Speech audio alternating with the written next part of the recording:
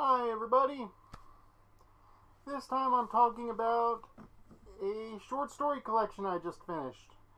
It's a collection of Lovecraftian horror stories. Well, I guess for some definition of horror, really.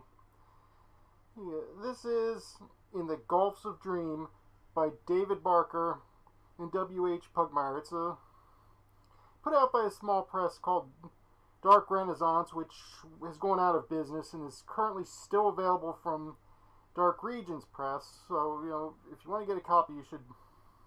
Hopefully, you'll still be able to when you watch this.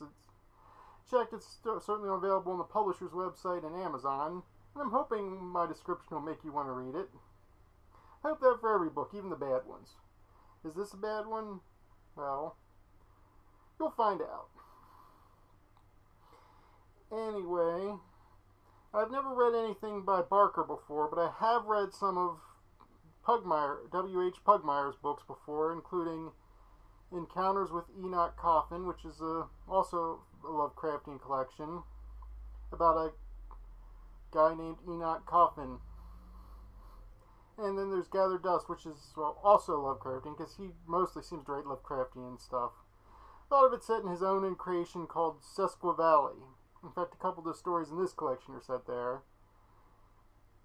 I generally kind of like Lovecraftian stuff. I mean, it's not my favorite type of horror because, frankly, there's a lot of crap there where it's just, oh no, someone found a shoggoth and it's destroying a city, or oh no, there's a Cthulhu cult trying to raise Cthulhu.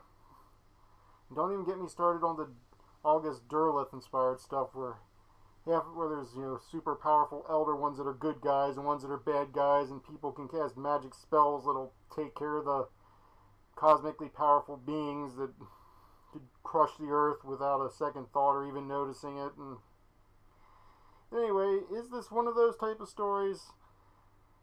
Well, no, not really. I'm going to give you a quick reading from the first story in the collection, and so you can see what you think of their style of writing.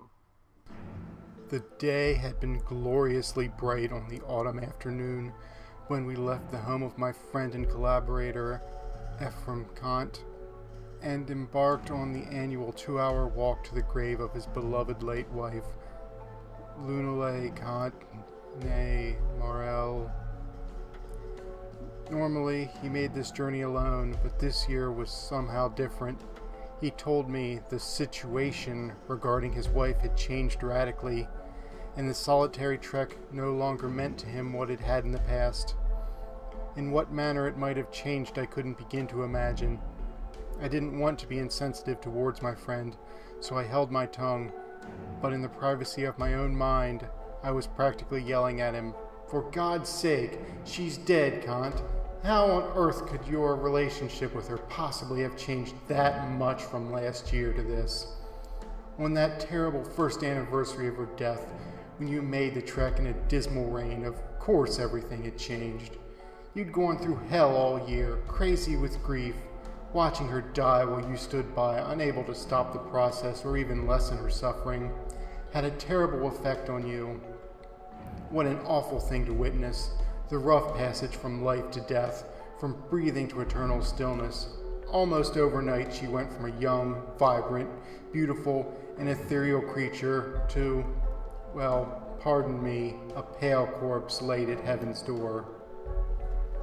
Okay, now that, as I said, was from the first story in the collection, which is called The Stairway in the Crypt. And it's one of the few stories in the collection that's an actual collaboration between the two. In fact, really, there's only two. That one and the title story In the Gulfs of Dream. Collaborations. There's 24 other stories. Each one's alternatingly by Pugmire and Barker.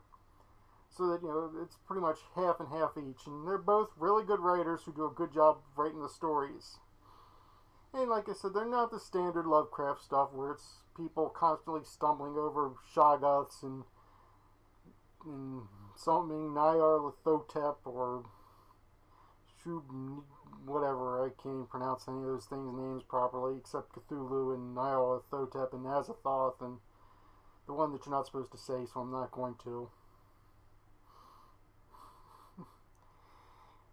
yeah, these stories aren't those with that, and they're not the things where people go around punching out monsters and stuff. Basically, it's a mix of, there's some good weird fiction type of stories with, good adventure, well, not really adventure, horror, fantasy type of weird fiction stuff. Like the two, like the one I read from and the other collaboration are both more weird fiction-y stories with, a plot, basically. Some of the other ones are really short things that tend to be more evocative and lyrical and just basically are almost more like prose poems or something, which, is something Lovecraft did himself, so they're certainly not out of place here. And I've really enjoyed them, too. I, just like this collection. I've basically liked everything of Pugmire's that I've read. Which isn't very much, but I should really read more. And I should probably read some of Barker's stuff, too. I'd probably enjoy it.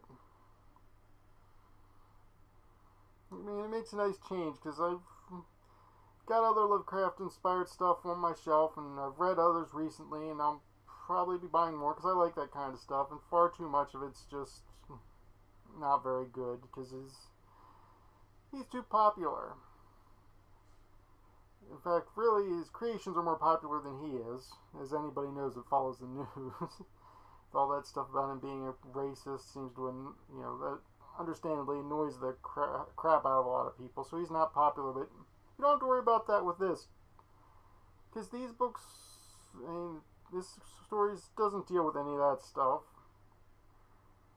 In fact, some of them are even more from, I guess, well, not really from the outsider perspective, but so some of Pugmire's stuff. There's nothing really in this one, but yeah, I definitely recommend this for anybody that likes Lovecraft or loves Lovecraft, and even people who don't like Lovecraft but like the general idea of his type of stories would probably enjoy these. So, what I'm saying is, you should get a copy of this book while you can. Because I don't know, it's not available in ebook, and with the publisher out of business, I don't know how long copies are still going to be available, so go get yourself a copy. If you like this video, please click subscribe or watch some of my older videos. If you think the book I reviewed sounds interesting, buy a copy.